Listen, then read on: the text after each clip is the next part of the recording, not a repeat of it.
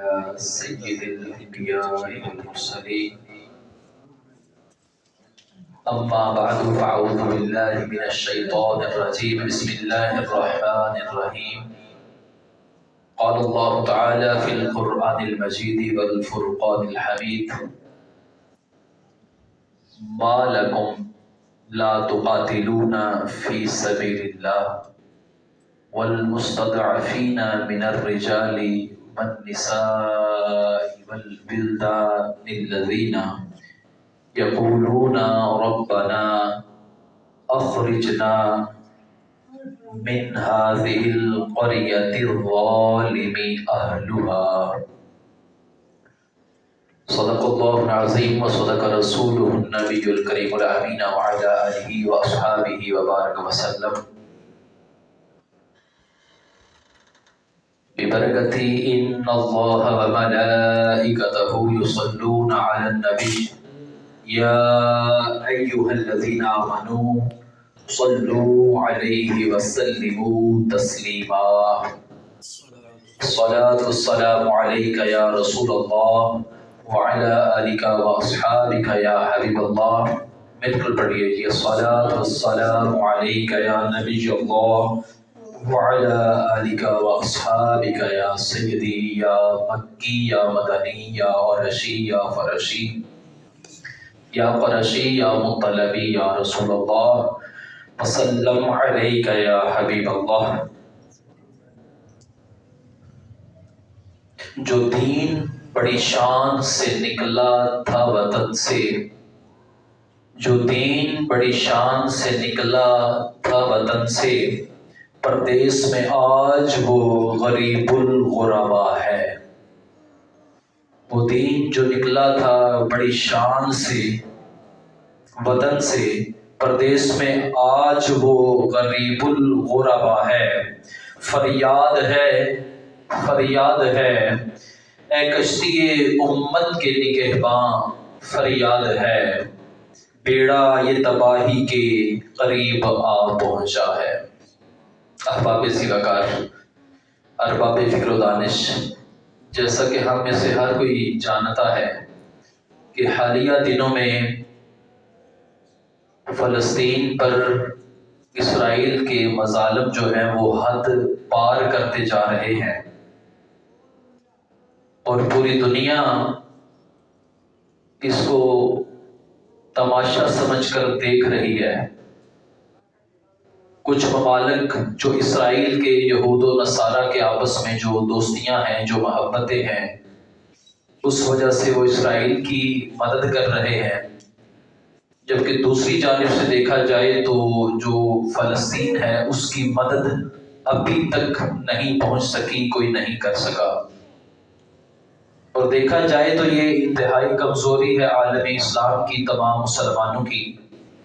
آج ہماری گفتگو کا موضوع بیت المقدس،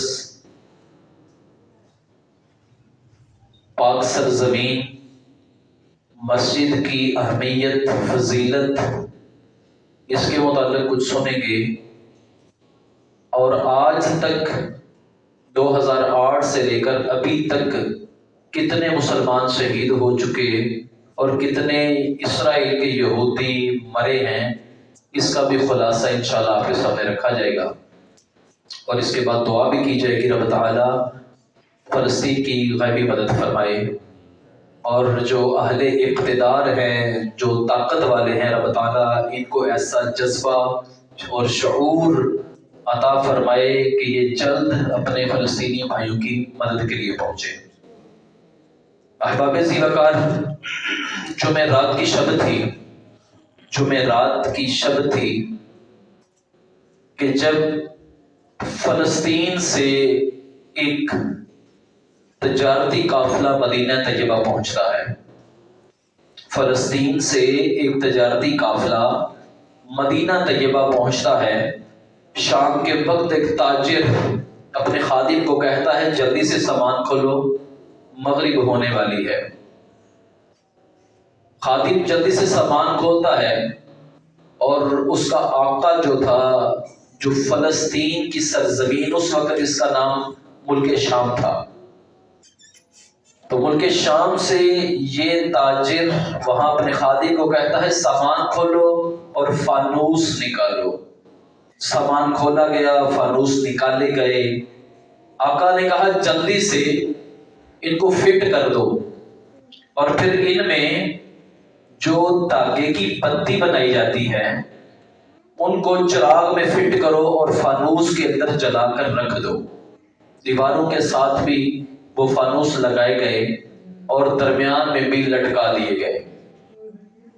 تھوڑی دیر کے بعد نماز مغرب کا جب وقت ہوا تو تمام جہانوں کے سردار صلی اللہ تعالی علیہ وسلم مسجد میں تشریف لاتے ہیں، اور پہلے معاملہ تھا کھجور کے خشک پتوں کو آگ لگائی جاتی تھی کہ روشنی ہو جائے، لیکن آج منظر کچھ مختلف تھا۔ آج آگ نہیں لگائی گئی، آگ کی حرارت موجود نہیں ہے۔ تو جب روشنی کو اس شاندار انداز میں دیکھا، برابر اکول پوری مسجد میں روشنی ہے، تو نبی کریم صلی اللہ علیہ وسلم کے چہرے پر مسکراہٹ آ جاتی ہے، خوش ہو جاتے ہیں۔ پھر پوچھتے ہیں کہ یہ روشنی کس نے کی ہے؟ ذرا غور سے سماعت فرمائیے گا، سوال کیا ہے کہ یہ روشنی کس نے کی ہے؟ تو وہاں پر ایک صحابی رسول اشارہ کرتے ہیں، یا رسول اللہ صلی اللہ علیہ وسلم وہ تاجر بیٹھا ہے، وہ شام سے آیا ہے، کے فلسطین سے آیا ہے، اور اس نے یہ سارے کا سارا انتظام کیا ہے۔ تو پیارے آقا صلی اللہ علیہ وسلم کھڑے ہو جاتے ہیں اور اس تاجر کو اشارہ کرتے ہیں، وہ میرے پاس آؤ۔ وہ تاجر میرے آقا علیہ السلام کے قریب آتا ہے، جھکتا ہے، مصافحہ کرتا ہے، سلام کرتا ہے، ہاتھ چومتا ہے۔ تو پیارے آقا صلی اللہ تعالی وسلم نے ارشاد فرمایا، کیا یہ تم نے کیا؟ عرض کی جی یا رسول اللہ صلی اللہ علیہ وسلم، میرا دل کرتا تھا کہ میں دنیا کے بہترین فانوس مسجد نبوی شریف میں لگاؤں، تو میں نے یہ خریدے ہیں، اپنے شوق سے محبت سے خریدے ہیں، اور آج میں نے لگا دیے۔ یا رسول اللہ آج میں خوش ہوں اور مطمئن ہوں۔ ذرا اگلے جملے سنیے گا اور ان کو لے لیجئے گا۔ پیارے آقا صلی اللہ تعالی وسلم نے ارشاد فرمایا، اے تمیم داری، تاجر کا نام کیا تھا؟ تمیم داری، فرمایا اے تمیم داری نورت الاسلام، اے تمیم داری تو نے اسلام کو روشن کر دیا ہے۔ ذرا غور تو کیجئے نا ان جملوں کی طرف۔ جملہ تو یہ ہونا چاہیے ہماری عقل کے مطابق کہ اے تمیم داری تم نے مسجد کو روشن کر دیا، مسجد میں روشنی ہو گئی ہے، مسجد خوبصورت لگ رہی ہے، تو نے بہت اچھا کیا۔ لیکن یہ جملہ نہیں تھا۔ پیارے آقا صلی اللہ علیہ وسلم نے کیا ارشاد فرمایا؟ فرمایا کہ اے تمیم داری تو نے اسلام کو منور کر دیا۔ تو یہاں سے سیکھنے کو کیا مل رہا ہے کہ جو لوگ مسجدوں کو سجاتے ہیں، خوبصورت بناتے ہیں، اس میں سہولیات دیتے ہیں، پھر دین کی باتیں ہوتی ہیں، دین سیکھا سکھایا جاتا ہے، تو تب یہ ثواب تھوڑا نہیں ہے، اجر کم نہیں ہے، بلکہ اس کا بہت زیادہ اجر ہے۔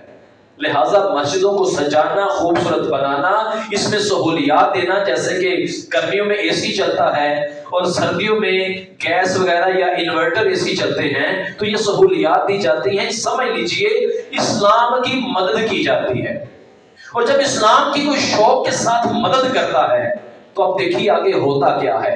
ایک دعا تو یہ ارشاد فرمائی کہ اے تمیم داری جو تم رب سے مانگو گے رب تمہیں عطا فرمائے گا۔ گویا کہ مستجاب الدعوات بنا دیا کہ جو تم دعا مانگو گے قبول ہوگی۔ اب اس کے بعد ایک اگلا جملہ سنیے اور جھوم جائیں گے آپ۔ فرمایا میرے آقا صلی اللہ تعالی وسلم نے، اے تمیم داری اگر ابھی اس وقت میری کوئی بیٹی ہوتی تو میں اتنا خوش ہوں کہ میں اس کا نکاح تمہارے ساتھ کر دیتا۔ اگر میری کوئی بیٹی ہوتی، مسجد کو منور کیا، گویا اسلام کو منور کیا، دعا دیتی اللہ تیری ہر دعا قبول کرے گا، جو مانگو گے ملے گا۔ مزید یہ ارشاد فرمایا کہ اگر میری کوئی بیٹی ہوتی نا تو میں اس کا نکاح تمہارے ساتھ کر دیتا۔ اس سے مراد کوئی غیر شادی شدہ بچی ہوتی، بیٹی ہوتی۔ لیکن احباب ذی وقار یہاں پہ بات ختم نہیں ہوئی، اس کے بعد آگے بھی کچھ بات ہے۔ وہ یوں کہ آقا علیہ الصلوۃ والسلام کے پاس ایک اور صحابی موجود تھے، وہ عرض کرنے لگے یا رسول اللہ صلی اللہ علیہ وسلم، میری بیٹی بھی تو آپ ہی کی بیٹی ہے، میری بیٹی بھی تو آپ ہی کی بیٹی ہے، یا رسول اللہ صلی اللہ علیہ وسلم میں خوش قسمت ہوں گا اگر آپ میری بیٹی کو اپنی بیٹی سمجھ کر حضرت تمیم داری سے ان کا نکاح کروا دیں۔ احباب عزیز وقار، اب پیارے آقا علیہ الصلوۃ والسلام نے اس پیشکش کو ادھر سے قبول فرمایا اور حضرت تمیم داری رضی اللہ تعالیٰ عنہ سے اس بیٹی کا نکاح کر دیا، شادی کروا دی۔ احباب عزیز وقار ذرا غور تو کیجئے، کام چھوٹا انعام بہت بڑا۔ اسلام میں جب ہم آئے تو جو بھی چھوٹے سے چھوٹا کام کرتے ہیں نا، انعام ہمیں بڑے سے بڑے رب تعالیٰ عطا فرماتا ہے۔ احباب زیوکار بات ختم نہیں ہوئی۔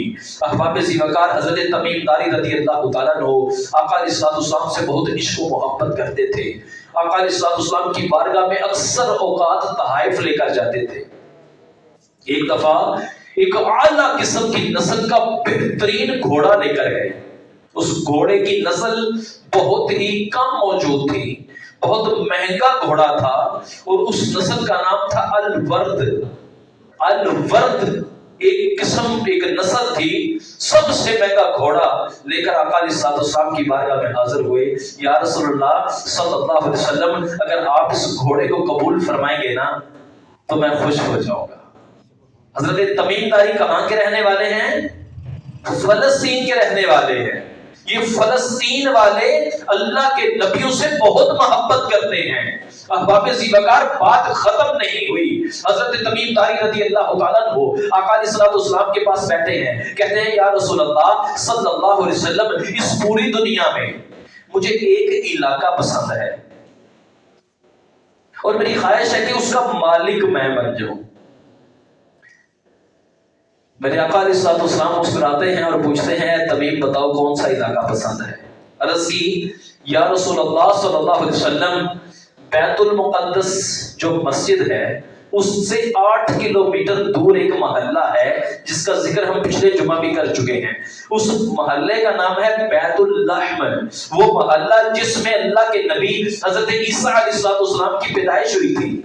عرض کیا یا رسول اللہ میری خواہش ہے کہ اس محلے کا مالک میں بن جاؤں۔ ابھی فتح نہیں ہوا، ابھی مسلمانوں کے قبضے میں نہیں ہے، تو پیارے آقا علیہ الصلوۃ والسلام نے ارشاد فرمایا تم یوں کرو، ایک لے کے آؤ کچھ لکھنے کے لیے، میں تمہیں دستاویز لکھ دیتا ہوں۔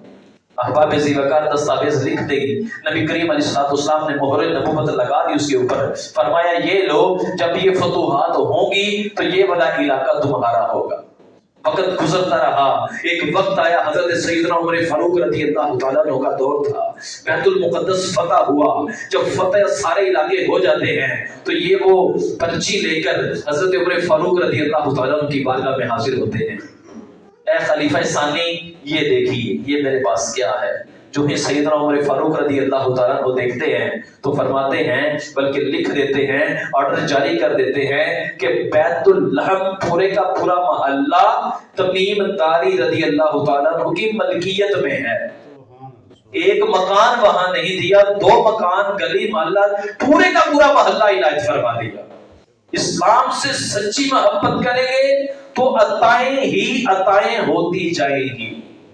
احباب زیوکار، ایک صحابی رسول نبی کریم صلی اللہ علیہ وسلم کی بارگاہ میں حاضر تھے، عرض کرتے ہیں یا رسول اللہ صلی اللہ علیہ وسلم، یہ تو ارشاد فرمائیے کہ دنیا میں سب سے پہلی مسجد کون سی ہے؟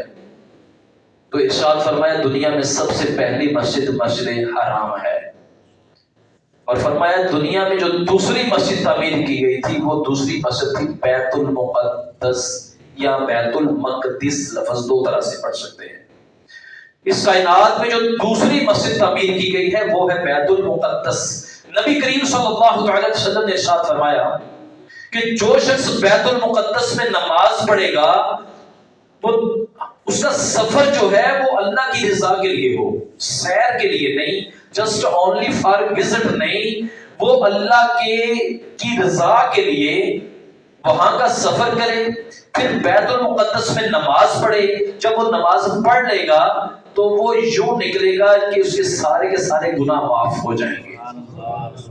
اور ایک اور روایت میں کچھ یوں الفاظ ہیں کہ وہ یوں ہوگا جیسے ابھی پیدا ہوا ہے، کوئی بھی اس کے نامہ اعمال میں گناہ موجود نہیں ہوگا۔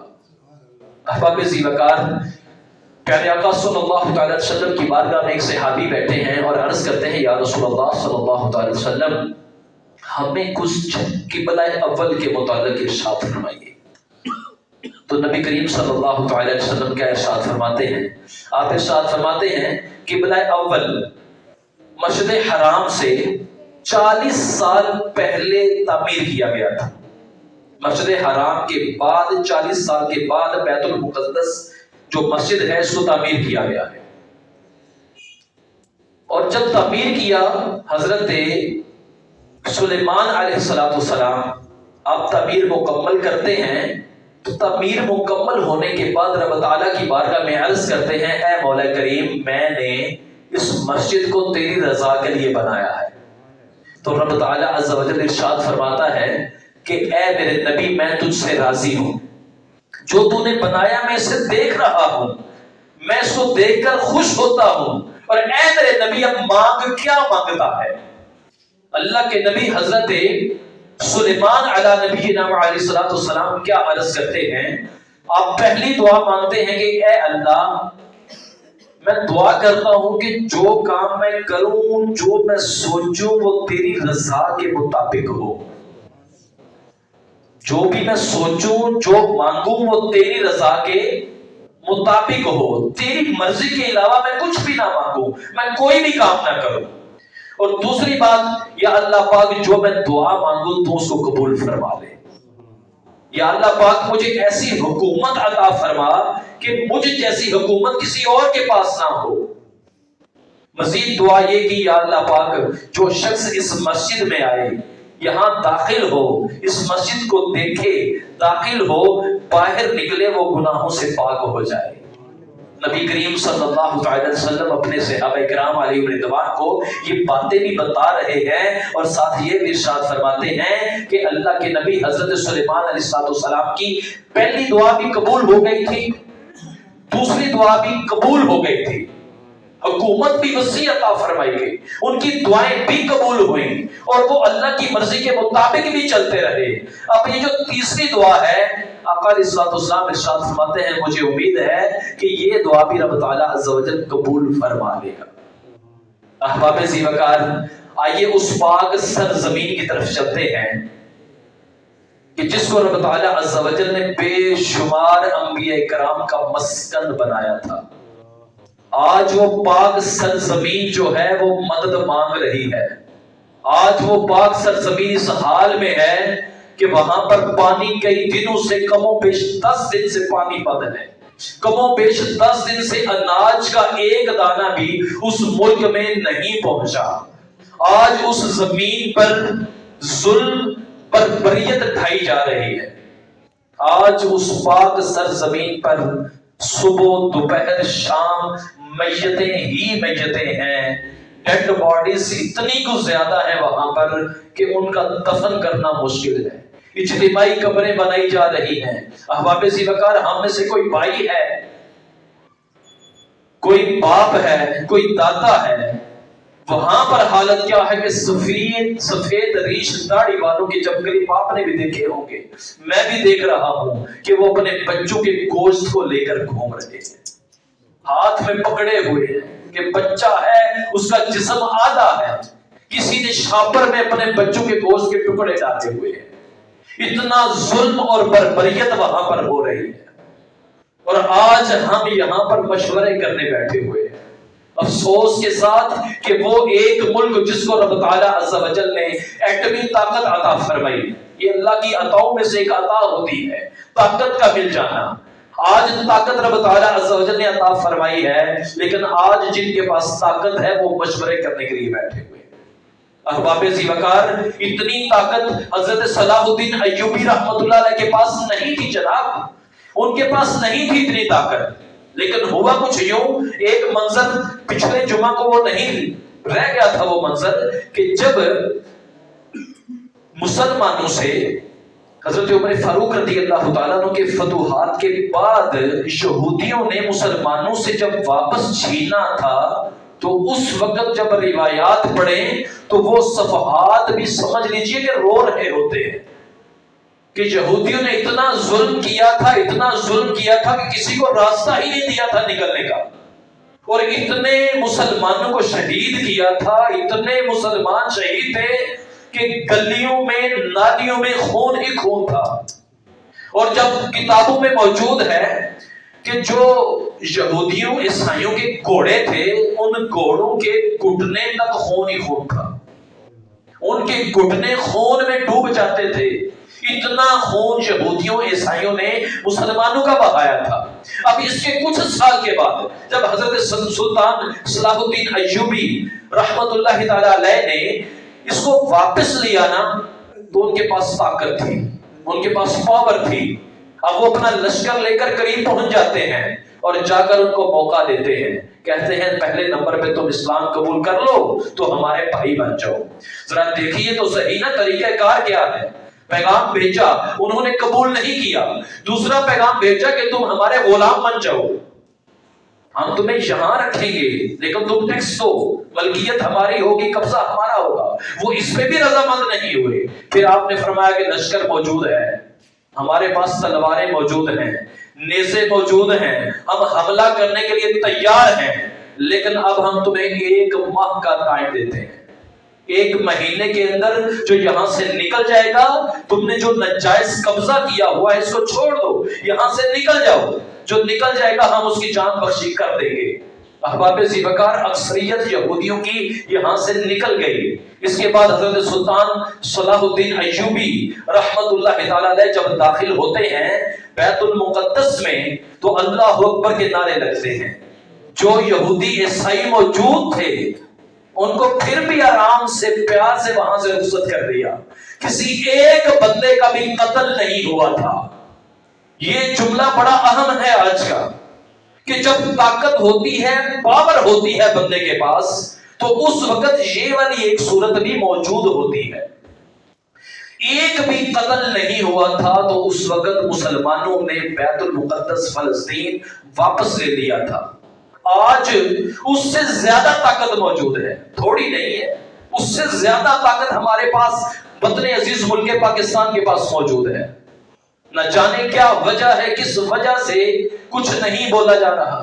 حالانکہ ذرا آئیے قرآن مجید فرقان حمید کی طرف، رب تعالیٰ عز و جل کا قرآن کیا ارشاد فرماتا ہے، فرماتا ہے وَمَا لَكُمْ، تمہیں کیا ہو گیا ہے، وَمَا لَكُمْ، تمہیں کیا ہو گیا ہے، لَا تُقَاتِلُونَ فِي سَبِيلِ اللَّهِ۔ یہ تھوڑا سا یوں سمجھیے کہ آج پاکستان کے لیے، آج تمام اسلامی ملکوں کے لیے یہ والی آیت ہے کہ رب تعالیٰ فرما رہا ہے وَمَا لَكُمْ، تمہیں کیا ہو گیا ہے، لَا تُقَاتِلُونَ فِي سَبِيلِ اللَّهِ، تم اللہ کی راہ میں جہاد نہیں کرتے، وَالْمُسْتَضْعَفِينَ مِنَ الرِّجَالِ وَالنِّسَاءِ وَالْوِلْدَانِ، کہ وہاں پر اس عرض پر، زمین پر بوڑھے مرد بھی ہیں، بوڑھی عورتیں بھی ہیں، کمزور ہیں مسلمان وہاں پر، والولدان، اور بچے بھی ہیں، الذین یقولون، جو کہتے ہیں ربنا، اے ہمارے رب، اخرجنا، ہمیں نکال دے، من ہذہ القریۃ الظالم، ان ظالموں کی بستی سے نکال دے۔ وہ دعائیں مانگ رہے ہیں، بل بلا رہے ہیں، بھوکے ہیں، پیاسے ہیں، بجلی نہیں ان کے پاس، صورتحال انتہائی سخت ہے وہاں پر۔ وہ لوگ، قرآن مجید کی آیت کا ترجمہ آپ کے سامنے رکھ رہا ہوں۔ اس کے بعد وہ کیا کہتے ہیں، وَاجْعَلْ لَنَا مِن لَّدُنكَ وَلِيًّا، اے اللہ تو اپنے پاس سے ہمارے پاس کوئی مددگار بھیج دے۔ اس کا اگلا حصہ وَاجْعَلْ لَنَا مِن لَّدُنكَ نَصِيرًا، اے اللہ کوئی مددگار بھیج دے۔ وہ دعائیں مانگ رہے ہیں۔ 2008 سے لے کر 2020 تک 21 اور 22 کی میں نے کاؤنٹنگ نہیں کی، انٹرنیٹ سے جب سرچنگ کی تو پتا چلا کہ فلسطین کے جو مسلمان 2008 سے لے کر 2020 تک شہید ہوئے، کم و بیش 2 لاکھ ان کی تعداد ہے، کم و بیش 2 لاکھ ان کی تعداد ہے۔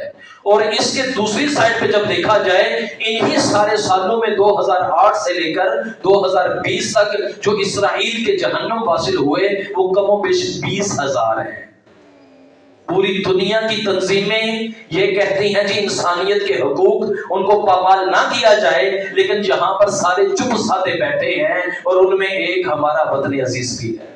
اللہ کریم کی بارگاہ میں دعا کرتا ہوں کہ رب تعالیٰ عز و جل ہم جو محلوں میں شہروں میں رہنے والے ہیں، عام مسلمان ہیں، سویلین ہیں، ہمارے ہاتھ میں اس وقت کچھ بھی نہیں ہے، ہاں دعا ضروری کریں، دعا کی بھی ضرورت ہے اور اس کے ساتھ ہتھیار اٹھانے کی بھی ضرورت ہے۔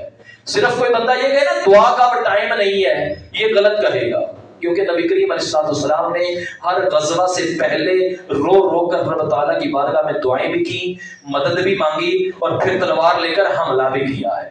تو دعا بھی کریں گے دعا کرنے والے، اور جن کی ذمہ داری حملہ کرنا ہے ان کو چاہیے کہ وہ حملہ بھی کریں، ڈرائیں بھی، دھمکائیں بھی، حملہ بھی کریں اور اس ظلم کو رکوائیں۔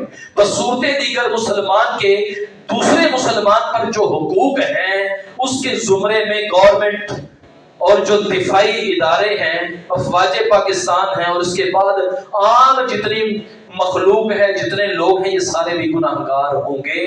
قیامت کے دن سوال ہوگا کہ تمہارے بھائی، تمہاری بہنیں، بوڑھے بچے مر رہے تھے اور تم اپنی مستیاں کر رہے تھے، موجوں میں تھے، کرکٹ میچ دیکھ رہے تھے، کوئی فلمیں، ڈرامے، کوئی گانے دیکھ رہا ہے، مسجدوں میں آنے کا وقت نہیں ہے اور مستیوں میں ہے۔ اگر یہی حال رہا تو اللہ نہ کرے ایک وقت ایسا بھی آ سکتا ہے کہ ہمارا بھی وہی حال جو ہے ہو جائے جو ان کا حال اس وقت ہے۔